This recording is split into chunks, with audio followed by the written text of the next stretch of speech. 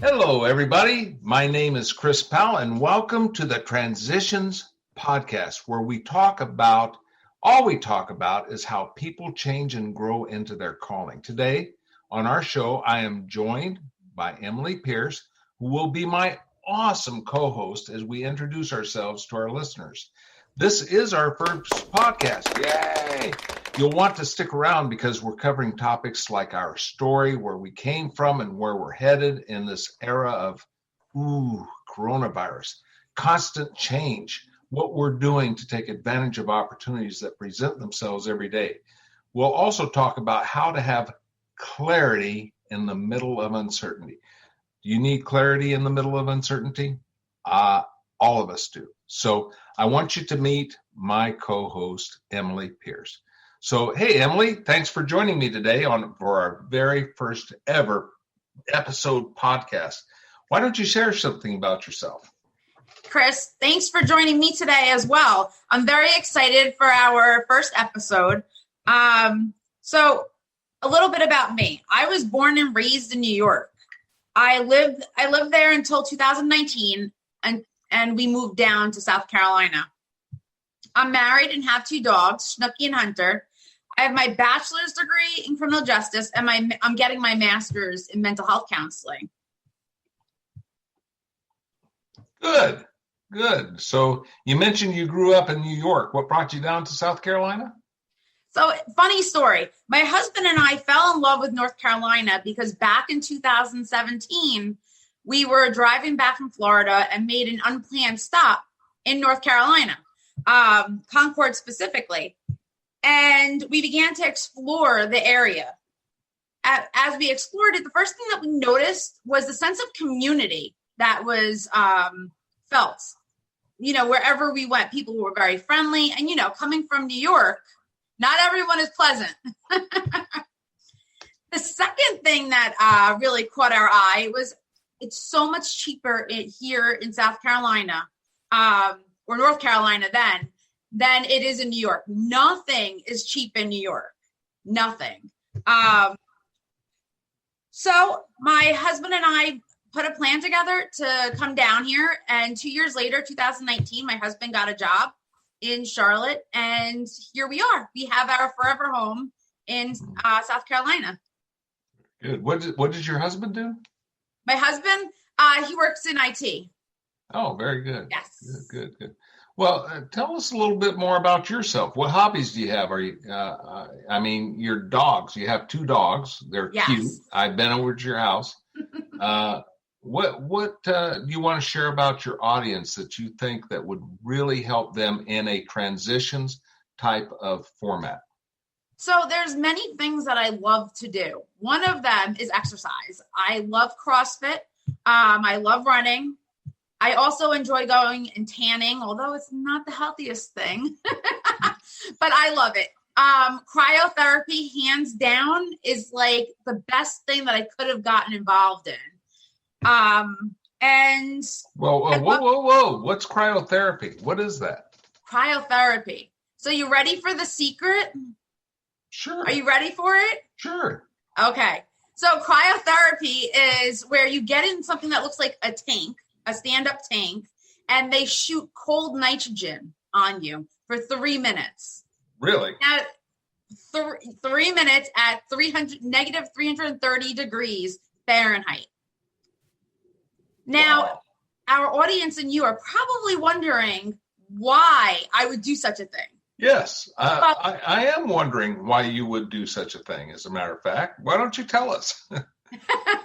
Well, it not only helps decrease inflammation, but it helps to also reduce anxiety, improve depression, and it has a lot of other added benefits as well for exercise. So a lot of people experience, as well as myself, delayed onset muscle soreness. And it actually reduces the time that you'll actually feel that muscle soreness, if you'll even feel it at all. Well, that's kind of interesting because I actually stepped out. I was taking some stuff down the back stairs last night and I missed a step and I fell. Uh-oh. And I am telling you, I could use that right now because my leg and my knee are just banged up. So, well, I'm sure the Invigory, the place that I go to in North Carolina and Charlotte, they'll love to have you. I'll bet they would. Yes. But so what's a funny story you can share about a transition in your life that you can share with our listeners that didn't seem so funny when it happened, but you look back on it now and you can laugh at it? A funny story. Yeah, funny story. Well, I have a lot of them. Just one, the one that stands out the most. Oh, so here's a really funny one. Actually, I'm a TikTok fan. And my husband one day, I guess, played along a little bit until he found out the joke was on him. So what I did was I took a plate of ketchup, I put salt on it, I put my hand over it, and I was like, you can feel the heat coming off of that. So I said, why don't you try, Jason? So he put his hand over and I slapped his hand down on the ketchup. Oh, it was funny to me, not to him. Yeah. Wow. Yes. That's a funny story. It is, isn't it? Yeah, it is. So COVID's been really difficult for a lot of people. And as a matter of fact, what's your take? What have you done during these trying times to create opportunities for yourself instead of just being stuck? So I've gotten involved in more community activities. Believe it or not, people are still out and about in South Carolina anyway. Our restrictions weren't too terrible. And I got involved in the Rotary Club. I was just appointed to the Health and Wellness Commission for Lancaster County, which I'm super excited about. The opioid, South Carolina's opioid committee, I'm a member on there. And with you, I mean, it presented the perfect opportunity to get out there and do this podcast with you. Mm-hmm. So this is a little sensitive, but you've been going through some rather challenging times yourself personally. I have. Are you open to sharing anything on that? Yeah, I think that it's probably better suited for a whole podcast, but absolutely. So over the past year, I've been trying to get pregnant. And my husband, we've been trying to get pregnant. And we went to a fertility doctor, and we had gotten pregnant through the fertility doctor. I'm messing. No, that's fine. Keep on going. You caught me off guard. So I know. I'm really good at catching people off guard. So, and when we have guests, you'll see this happen. I'll ask a probing question, and they'll go, "Well, let me think about that." So, back in May, we started the protocol to do an IVF transfer. In August, we did the transfer, and I did get pregnant. Unfortunately, I lost my baby not too long after that. And that was due to a medical issue, which is now resolved. I'm excited. But it was very difficult. And I did have to have surgery afterwards. But I think that there's a learning experience there. I learned a lot of different things about myself, about, the pregnancy itself. And we're moving forward. Yeah. What helped you now? You still may be in a grieving posture because that just happened, a couple of months ago? A couple of months ago, yeah. Yeah. So what is your emotions like right now, and how are things, what are some of the things that are helping you through? And I don't mean just coping. I mean that are actually helping you and supporting you through this time.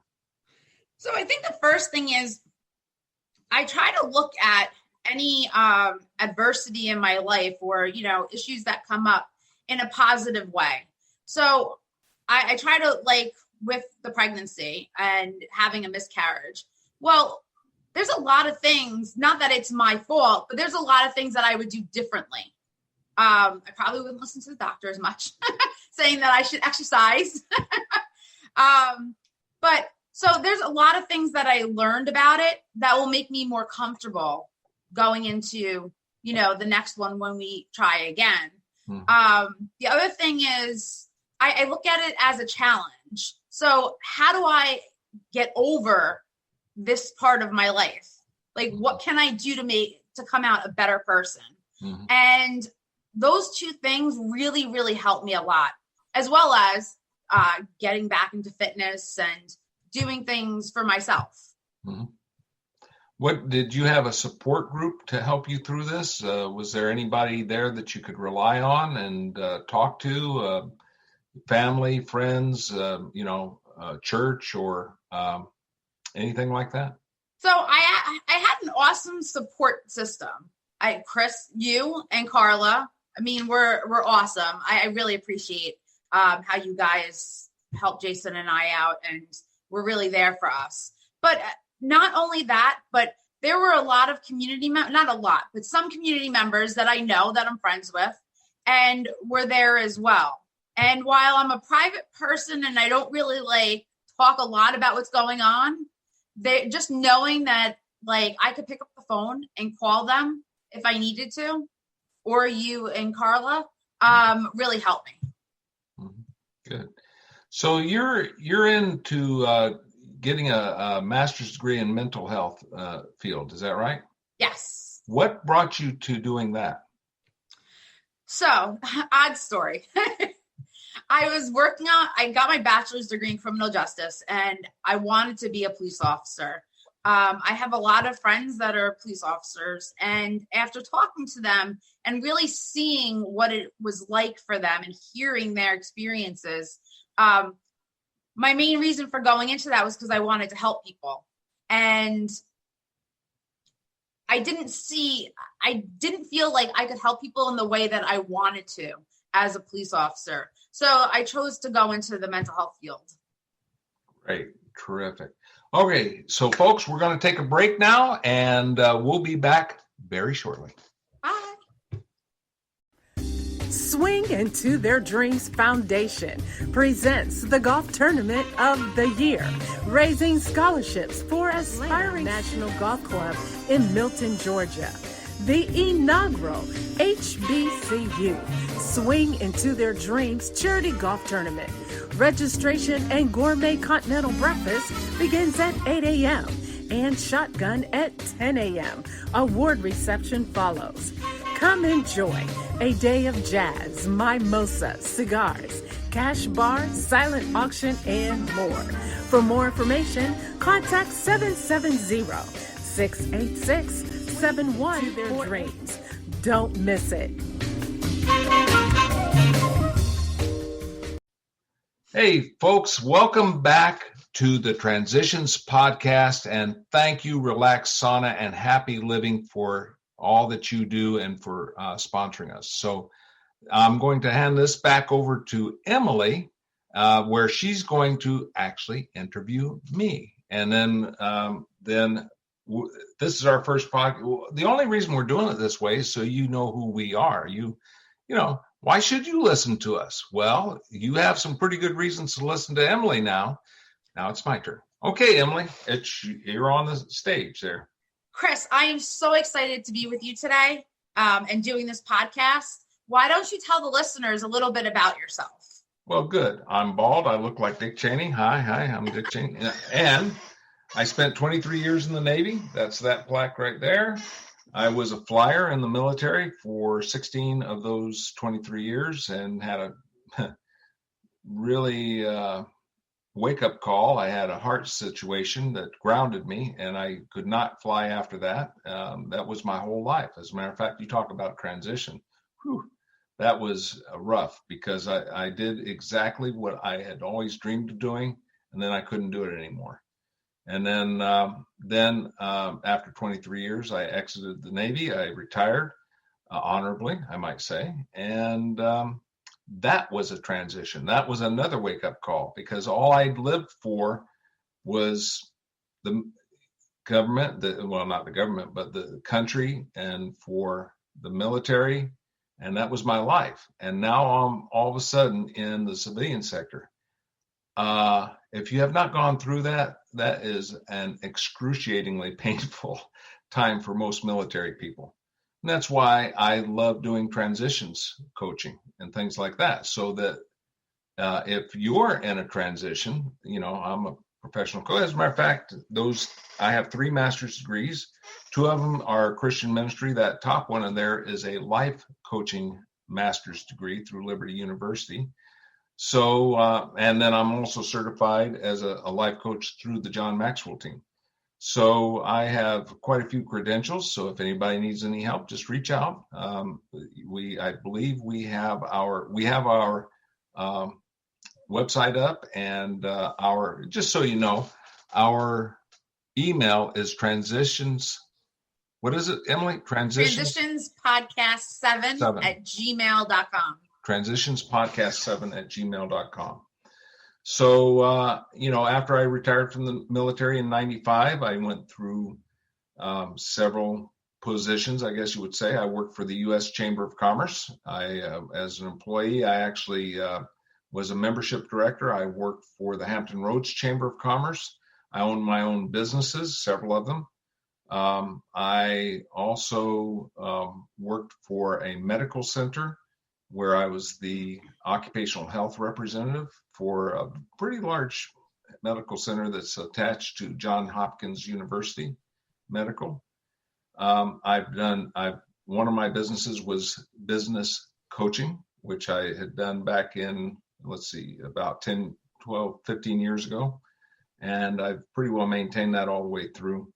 So I've got quite a bit behind me. And as far as my transition, the one that by far is the hardest was the loss of our daughter on Good Friday in 2018. Absolutely rocked my world. As a matter of fact, it got me stuck. That's one of the reasons why I felt compelled to do this Transitions podcast, is because I was stuck for so long. And I really didn't have anybody to talk to. We had just moved into the area to support our grandchildren. There was nobody there for us. And so we don't want that for you. We want to make sure that you are fully supported in your transition. And by the way, just so you know, everybody goes through transitions. This too shall pass is a great statement. That's actually a biblical quote.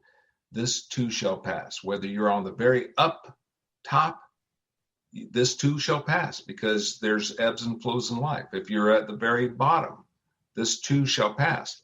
But staying at that bottom is not healthy. And that's why we want to do these podcasts. Well, thank you, Chris, for your service to our country. I know that I appreciate it, and all your listeners appreciate it. You told us a lot about your work in education, which is very, I forgot the word. That's all right. It's very impressive. That's what I was. Oh, impressive. Yes. Okay, good. It's very impressive. Why don't you tell us a little bit about maybe who you live with? Do you have any animals? What are your hobbies? Yeah. Okay. So I live with my beautiful wife. Now I'm 66 and she's 27, as it should be. But we've been married 43 years, so that's okay. And we also have a little animal, a little doggie named Emily. And no relation to you, Emily. We named her before we met you. So, and it's spelled differently too. So, but she's cute like you are. So, it works, right? So, so my favorite hobby is fishing. I haven't been able to do that too much recently. I am the caretaker of my wife. She is disabled. That's another transition, isn't it? So, let's see. What else was it? Oh, hobbies. What made me who I am? Is that what you were asking? Oh, no. So I was asking about your hobbies and who you live with. Oh. And then I was going to ask you another question. Oh, okay. Go ahead. Ask me the other question.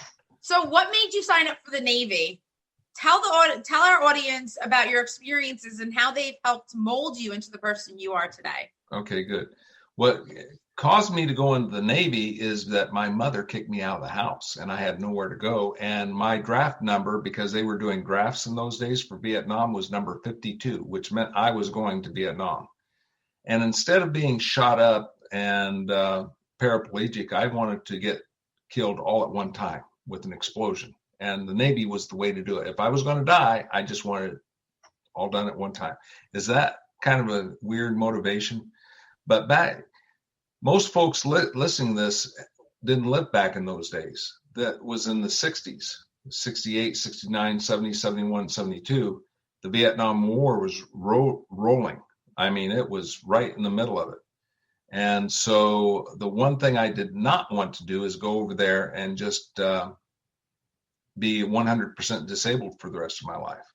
So, and I wanted to fly too, and I knew I couldn't do it in the Navy, any other service. So I went into the Navy, and I was able to fly. As a matter of fact, I have almost 300 catapults and arrested landings off of one of the carriers, the USS America. So then, obviously, that molded me in a big way. And I retired as a senior chief E8. Out of the Navy. I flew in P3s and S3s, which were tactical and strategic aircraft, hunting it's all anti-submarine warfare and anti-surface warfare. So I wasn't as combat air crew. And so that really formed me and my persona and all that. Then as I transitioned, I came to the reality that senior chiefs can't do everything, even though I thought when I got out, hey, I'm a senior chief, I can do anything I want to. Well, I found out real fast that that didn't work in the civilian world real well. People just, for some reason, wouldn't listen to me.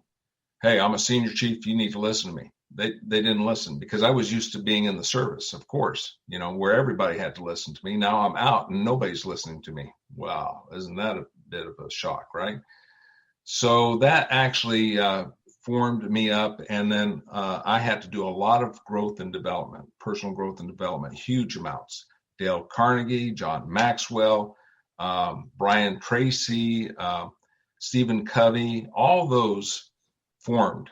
And so the idea is that helped me to be the person I am today. Without that,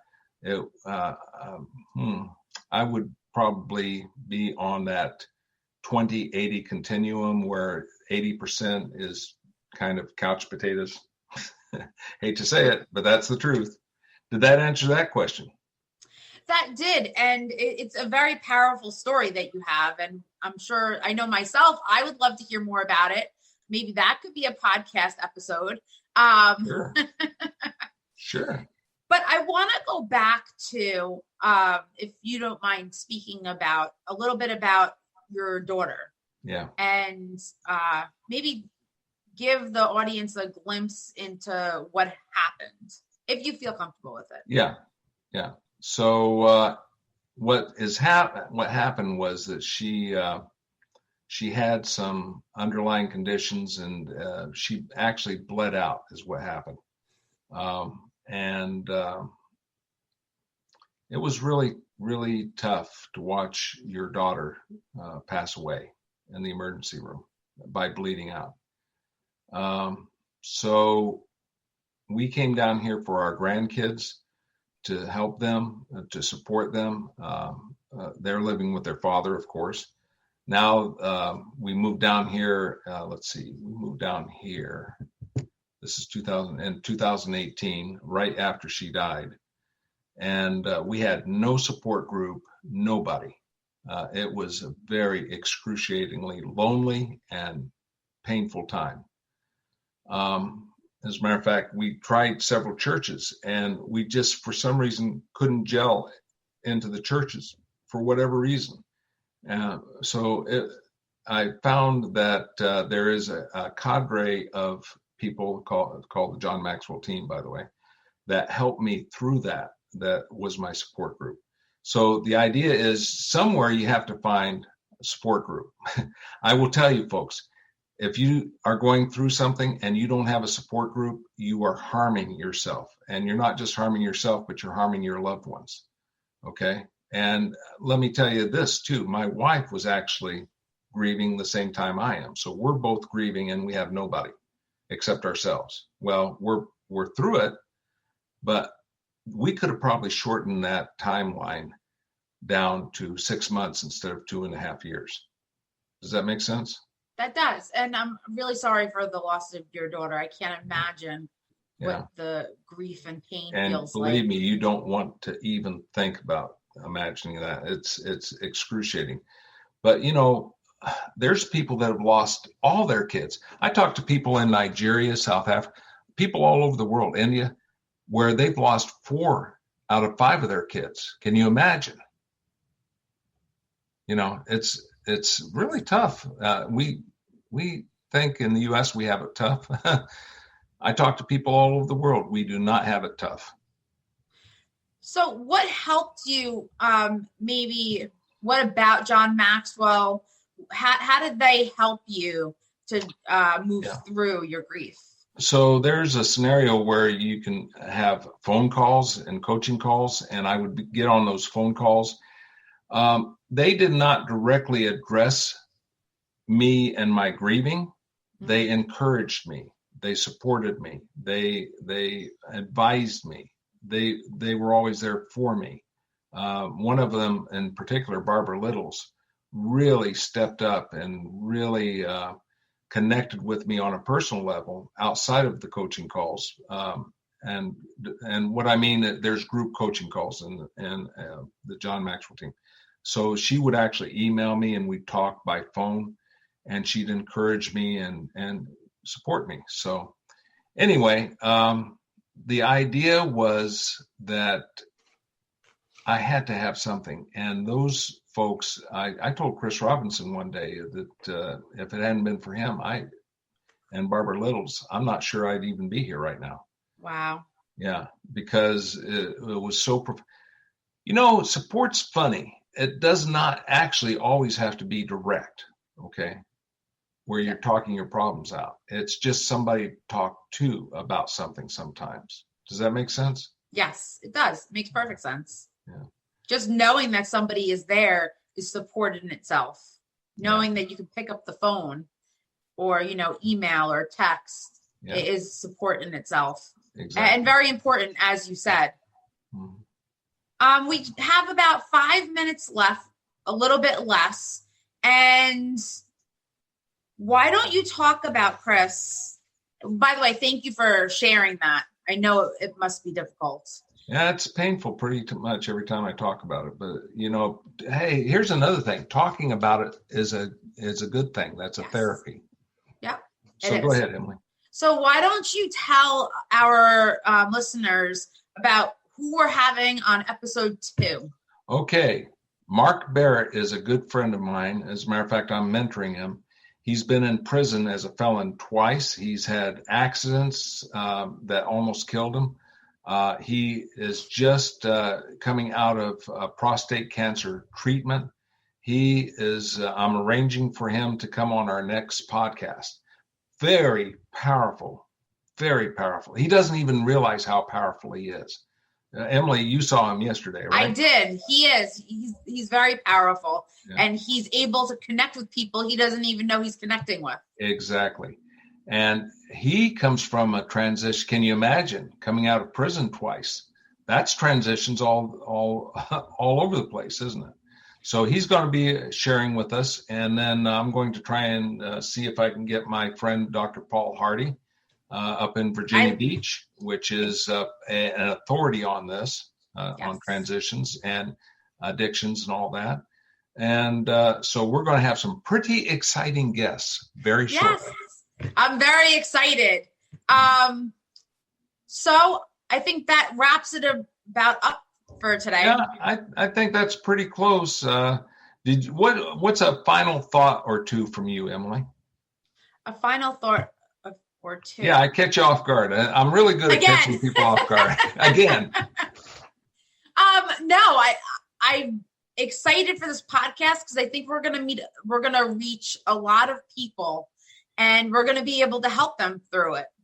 And I'm excited to do that because that's what I love to do. That's why I'm going into mental health counseling. Yeah. And also, I'm a trained life coach too with John Maxwell team.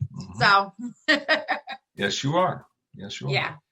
And by the way, just so you know, I think you're doing this too. I'm not sure, Emily, but I'm going to be starting to do some workshops called Change Your World. They're values-based transformational workshops. Hey, you want a support group? Come into those workshops. They're free. As a matter of fact, I can't even charge for them. And the whole goal there is to start bringing values-based leadership into people's lives, which actually changes the culture of their sphere of influence, as if they want to, they do these workshops. Isn't that pretty exciting? That is very exciting. As a matter of fact, in Guatemala, 2 million people have gone through those workshops. 2 million. 1.2 of them is children. The average age of children, the average age in Guatemala right now, I believe, is 19 years old. 19. Can you imagine that? So it's pretty exciting times. It's what I have, what's all I'm about is that transformational values-based roundtables and leadership to bring change to the culture. And don't we need that right now? Don't you think? We do. Do you have a last minute thought or two? Yeah, I'm extremely excited about this podcast because had I had this podcast when I was going through my transitions, there would have been a profound difference in the outcome. You know why? Because I could reach out to people like us. You can reach out to us. Yes. All right. I could have had support that I would have never had. Some of you folks, you don't have any support. We're here. We're here for that. We've got instruments. Now, why should you talk to us? Well, you don't have to. But if you do, we're always here. We are. Yeah. Well, I guess that's about it. And so we're going to sign off. And I am so glad we can start this podcast like this. You all have a great day. So if you want to, one last thing, if you want to contact us, you can email us at transitionspodcast7@gmail.com. And also, Chris, what's our website? It's transitionspodcast7.com. Transitionspodcast7.com. It is up and running. We made sure of that yesterday. Yes, we're very excited. Yes, indeed. All right. I think that's it. So I hope you all have a great day, and we're signing off. Bye. Bye.